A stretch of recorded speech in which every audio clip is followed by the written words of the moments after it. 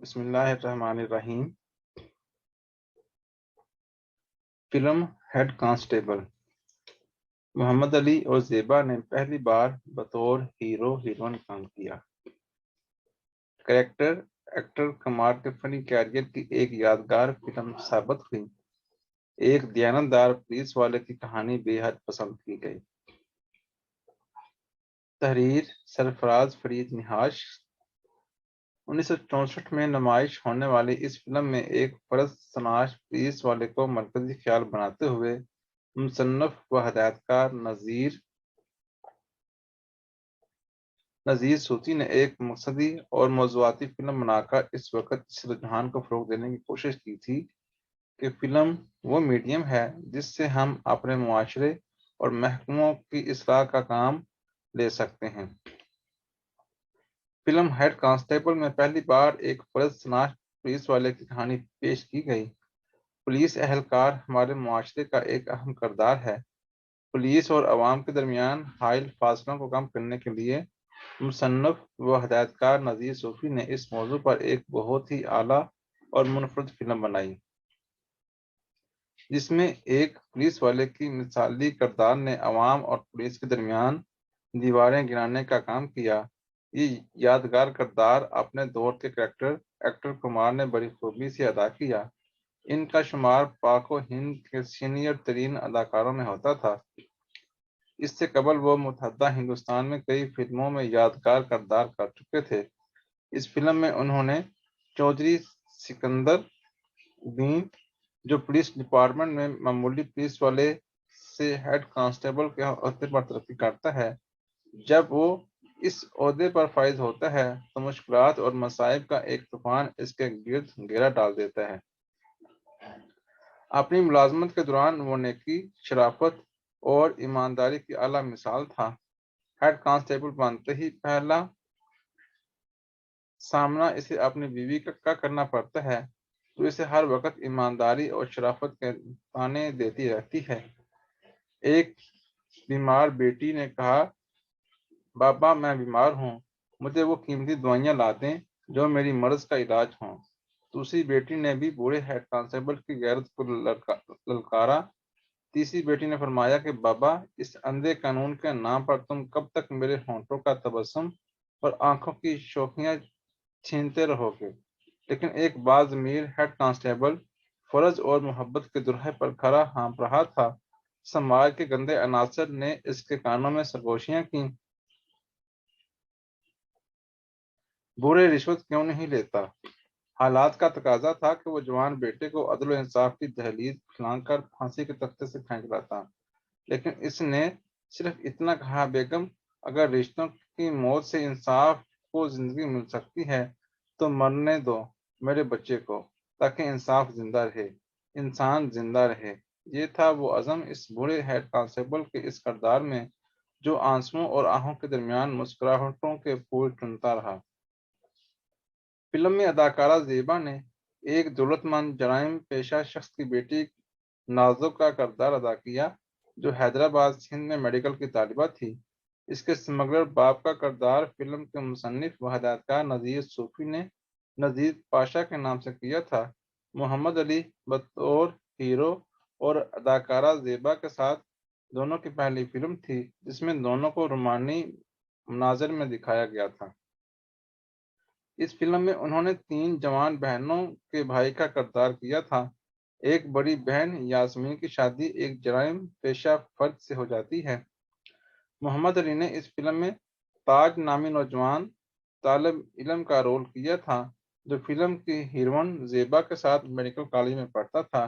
اس نے اپنی محبوبہ سے اپنی اصلیت چھپائی ہوئی تھی کہ وہ غریب ماں باپ کا بیٹا ہے۔ یاسمین محمد علی کی بڑی بہن اور اداکار حبیب کی بیوی کے کردار میں نظر آئیں، جبکہ اس فلم میں اداکار حبیب نے محمد علی کے بہنوئی کا رول کیا تھا۔ یہ کردار ایک جرائم پیشہ فرد کا تھا۔ کہانی کے ایک موڑ پر وہ اپنے سالے محمد علی کو بھی اپنے جرائم میں شریک کرنے پر زور دیتا ہے۔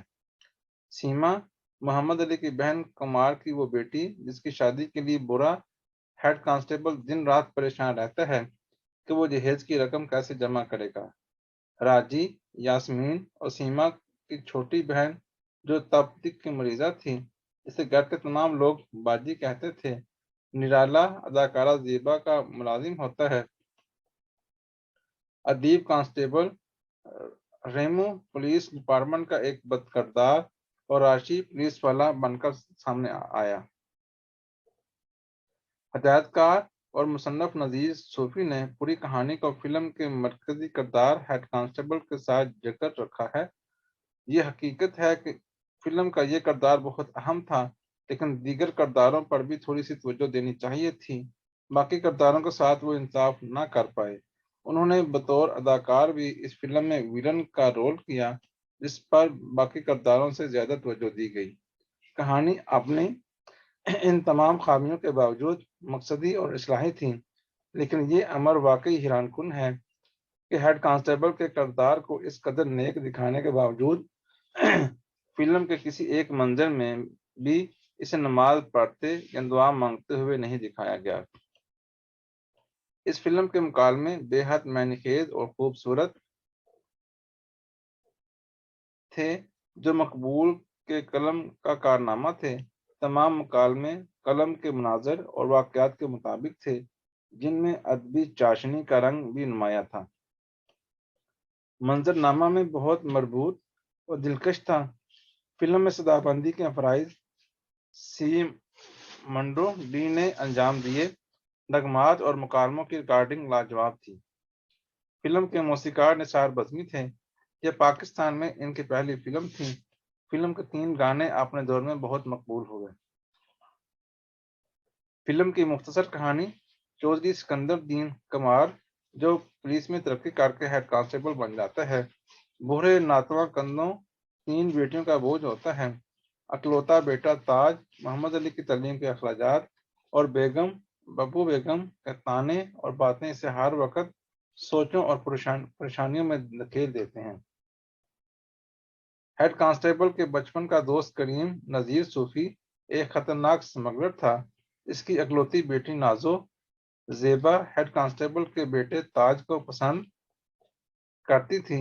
ایک روز ہیڈ کانسٹیبل اپنے فرائض کی ادائیگی کے سلسلے میں اپنے محکمے کے ایک راشی پولیس والے ریمو ادیب کو گرفتار کرتا ہے۔ ریمو کی بیوی روما اس کی بیگم سے سفارش کروانے آتی ہے۔ بیگم جب ہیڈ کانسٹیبل کو ریمو کو چھوڑنے کا کہتی ہے تو وہ صاف انکار کر دیتا ہے۔ شہر میں بڑھتی ہوئی لاقانونیت اور سمگلنگ کی روک تھام کے لیے پولیس کے محکمے کا سپرنٹینڈنٹ حمید انصاری ایک قتل کی تفتیش میں اپنے ساتھ ہیڈ کانسٹیبل کو بھی شامل کرتا ہے۔ ایک روز پولیس مجرموں تک پہنچ کر گرفتار کر لیتی ہے۔ ان جرائم پیشہ افراد میں ہیڈ کانسٹیبل کے داماد حبیب کے چھوٹے بھائی کی بھی گرفتاری ہوتی تھی۔ حبیب اور اس کا چھوٹا بھائی شیخ نور تو سیٹھ کریم کے گروہ میں کام کرتے ہیں۔ حبیب سیٹھ کریم کو اپنے بھائی کی ضمانت کے لیے کہتا ہے تو سیٹھ کریم اسے مشورہ دیتا ہے کہ تمہارے سسر نے اسے گرفتار کیا ہے، تم اپنی بیوی کو اس کے پاس بھیجو۔ یاسمین اپنے باپ کو اپنے دیور کی رہائی کا کہتی ہے تو وہ صاف انکار کر دیتا ہے۔ حبیب یاسمین اور اپنی بچی کو گھر سے نکال دیتا ہے۔ ریمو پولیس والا رہا ہو کر سیٹھ کریم کے کہنے پر ایک چال کے ذریعے ایماندار ہیڈ کانسٹیبل کو رشوت کے جھوٹے الزام میں گرفتار کروا دیتا ہے۔ تاج جب حیدرآباد سے کالج کی چھٹیوں پر گھر آتا ہے تو والد کی گرفتاری کا سن کر بہت پریشان ہوتا ہے۔ گھر کے حالات خراب ہونے کی وجہ سے رکشہ چلاتا ہے۔ اپنے بہن بھائی حبیب کے پاس آ کر اپنی بہن کے ساتھ زیادتیوں کی فریاد کرتا ہے۔ حبیب اسے گمراہ کرتے ہوئے اسمگلنگ کے لیے مجبور کرتا ہے۔ حبیب کے بھائی کی ضمانت پر رہائی ہوتی اور پھر ایک نامعلوم قاتل اسے گولی کا نشانہ بنا دیتا ہے۔ حبیب اس بات کو جانتا تھا کہ یہ کام سیٹھ کریم کے سوا کسی کا نہیں ہو سکتا۔ وہ سیٹھ کریم کے پاس آتا ہے۔ دونوں میں اس بات پر تکرار اور لڑائی ہوتی ہے۔ اس دوران لڑائی سیٹھ گولی چلنے سے زخمی ہو جاتا ہے۔ جیل میں قید ہیڈ کانسٹیبل کو پتہ چلتا ہے کہ اس کے بیٹے تاج اور داماد نے سیٹھ پر گولی چلائی ہے اور فرار ہو گئے ہیں۔ وہ محکمے سے درخواست کرتا ہے کہ اسے ایک دن کے لیے رہا کیا جائے تاکہ وہ دونوں کو گرفتار کر کے کر کے قانون کے حوالے کرے گا۔ ایسا نہ کر سکتا تو محکمہ اسے برداشت کر سکتا ہے۔ اس شرط پر محکمہ ہیڈ کانسٹیبل کو ایک دستہ دے کر دونوں کی گرفتاری کے لیے بھیج دیتا ہے۔ جب ہیڈ کانسٹیبل حبیب کو گرفتار کر لیتا ہے تو اسے زخمی کر کے فرار ہو جاتا ہے۔ پولیس ہیڈ کانسٹیبل کو معطل کر دیتی ہے۔ معطل ہیڈ کانسٹیبل اپنی ملازمت اور غربت کی بحالی کے لیے اپنے داماد اور بیٹے کی تلاش میں نکلتا ہے۔ سیٹھ کریم کو تاج اپنا خون دے کر بچا لیتا ہے۔ ہیڈ کانسٹیبل جب اپنے دوست کو اس حالت میں دیکھتا ہے تو اسے کہتا ہے کہ رب کو یاد کرو۔ اس بات سے سیٹھ کریم بہت متاثر ہوتا ہے اور وہ مرنے سے پہلے اپنا بیان ریکارڈ کرواتا ہے کہ چودھری سکندر ہیڈ کانسٹیبل بے گناہ ہے، رشوت کا جھوٹا الزام میں نے لگوایا تھا، گولی مجھ سے چلی تھی، حبیب اور تاج دونوں بے قصور ہیں۔ سیٹھ کریم کے بیان کی روشنی میں حبیب اور تاج پر قائم مقدمہ ختم ہو جاتا ہے۔ چودھری سکندر کو دوبارہ عزت اور انعام کے ساتھ ترقی دیتے ہوئے محکمہ پولیس ہیڈ کانسٹیبل ASI کے عہدے پر فائز کرتا ہے۔ حبیب اپنی بیوی یاسمین اور بچی منی سے معافی مانگتا ہے۔ تاج اور نازو میں ایک دوسرے کے ہو جاتے ہیں۔ یہ یادگار فلم جمعہ 25 ستمبر 1964 کو کراچی کے A1 کلاس سینما کیپٹل میں ریلیز ہوئی تھی، جہاں ہمیشہ سپر کلاس انگریزی فلم ریلیز ہوا کرتی تھی۔ ہائی جنٹری کے یہ پسندیدہ سینما ہال تھا۔ یہ کریم سینٹر صدر کی گلی میں واقع تھا۔ کیپٹل کے ساتھ یہ سائٹ کے طور پر ایروز سینما پر بھی ریلیز ہوئی تھی، جس کی اپنی پوزیشن مرکزی سینما کی تھی۔ کیپٹل جو کہ اس فلم کا مین تھیٹر تھا، وہاں یہ 2 ہفتے چلی، جبکہ ایروز پر اس کی 5 ہفتے ہوئی تھی۔ مجموعی طور پر اس فلم کو 22 ہفتوں کا بزنس ملا۔ حیدرآباد میں اس فلم کا مین تھیٹر میجسٹک تھا، جبکہ لاہور میں یہ فلم 2 اکتوبر 1964 کو مین سینما وکٹری میں نمائش پذیر ہوئی تھی، جہاں اس نے 4 ہفتے کا بزنس کیا تھا۔ کراچی کے ایسٹرن فلم اسٹوڈیو میں تیار ہونے والی اس فلم کو رانو ادارے نے پروڈیوس کی تھی، جس میں 5 لوگ پارٹنر تھے۔ تھینک یو، اللہ حافظ۔